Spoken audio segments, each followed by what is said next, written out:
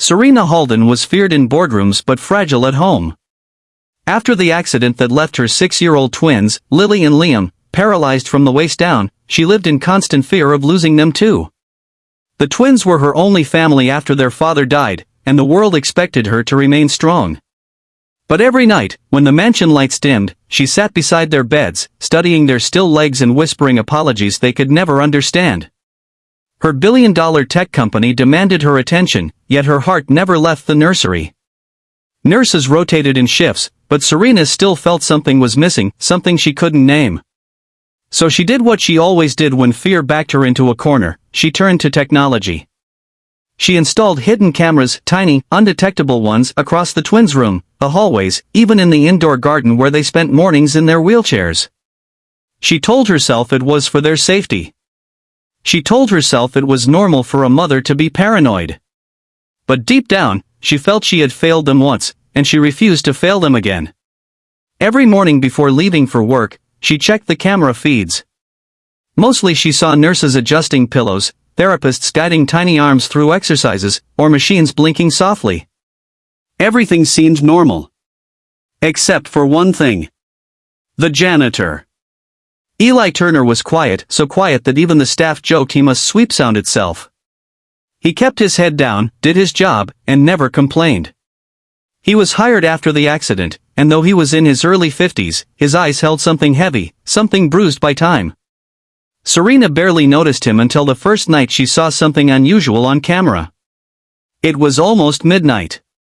The nurse had left the room. The twins were asleep. Then Eli entered. He moved softly, like someone stepping into a church. He didn't touch anything. He didn't clean. He just stood there, looking at the twins with an expression Serena couldn't decipher, part pain, part longing, part something else she wasn't ready to interpret. He whispered something, but the audio was too faint to capture. His shoulders trembled. And then he left. Serena dismissed it as an old man feeling sentimental, maybe reminded of his own grandchildren. But the next night, he came back. And the next. And the next. One night, Serena zoomed the camera in. Eli was sitting beside Lily's bed, stroking her hair gently and whispering, "I'll make it right this time. I promise." Serena shot up from her office chair, heart pounding. Make it right? What was wrong? What was he guilty of? Why her kids? Her protective instincts flared. She called security, demanded extra guards, and told the head nurse to monitor everyone closely. But she didn't confront Eli, not yet. She needed proof. She needed answers. On the fourth night, she got both. Eli entered the room, knelt beside Liam's wheelchair, and closed his eyes like he was praying. But the moment his hand touched Liam's leg, something unbelievable happened. Liam's toes twitched. It was small, barely noticeable, but Serena had been watching those legs for years. She knew every stillness, every limpness. That twitch was new. Her breath caught. She rewound, replayed, zoomed. Liam's toes moved again. Serena's hands shook violently. She didn't know if it was fear or hope or something in between. But she knew she had just witnessed something impossible. She rushed to the mansion nursery. The halls blurred. Her pulse roared. When she reached the room, Eli was still kneeling there, his hand trembling over Liam's leg like he was afraid to fully touch the child. "What are you doing to my son?" Serena's voice cut through the silence like a blade. Eli froze. Slowly, he rose to his feet, tears standing in his eyes. "I never meant to scare you, ma'am. Stay away from them." Serena snapped. "Security is on its way." Eli didn't run. He didn't defend himself. Instead, he whispered, "Please, just let me explain." Serena's jaw clenched. "Explain why my son's toes are moving when the doctor said it was impossible?" For a moment, Eli looked shattered, like a man carrying the weight of a lifetime of regrets. "Because," he whispered, voice breaking, "this isn't the first time I've seen a child lose their legs because of me." Serena froze. The world around her shrank. She didn't know what he meant, but she knew it was only the beginning. Chapter 2. The security guards arrived, but Serena lifted her hand, stopping them. Something in Eli's voice, broken, full of truth, made her listen. "Sit," she said, her heart hard but curious.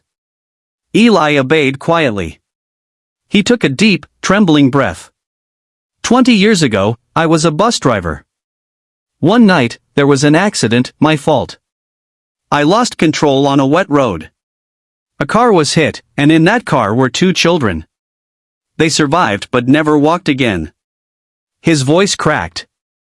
I've lived with that guilt every day. Serena felt the air leave her lungs. A guilt she knew. A guilt she carried.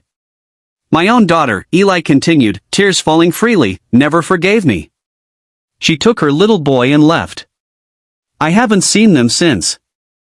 I kept praying someday I could help anyone walk again. But I'm not a doctor. I'm just a man who ruined lives. Serena's anger softened. His pain was raw, honest. But why my children? She asked gently. Because, Eli closed his eyes. Your twins remind me of them. And when I'm near them, something happens. I don't know what. I just feel warmth in my hands. A pull. Like I'm meant to give something back. Serena didn't believe in miracles. Or fate. But the cameras didn't lie. Liam's toes moved. She motioned for Eli to continue whatever he was doing. He hesitated. Only if you stay. Only if you see everything. Serena nodded. Eli knelt beside Liam again. His hand hovered over the small leg, then gently touched it. This time Serena held her breath and watched the miracle unfold. A stronger twitch. A second. A small, weak bend of the knee. Serena covered her mouth, tears streaming. Oh my God, oh my God. Lily stirred in her sleep. Eli moved to her. When he touched her leg, her foot jerked, a small but undeniable response. The room filled with quiet sobs, Serena's, Eli's, even the guards who pretended not to cry. Afterward, Eli collapsed into a chair, exhausted. I don't know how long I can do this. It drains me. But if you let me, I'll do it every day. For them. Serena sat beside him, touching his arm gently. You didn't ruin lives, Eli.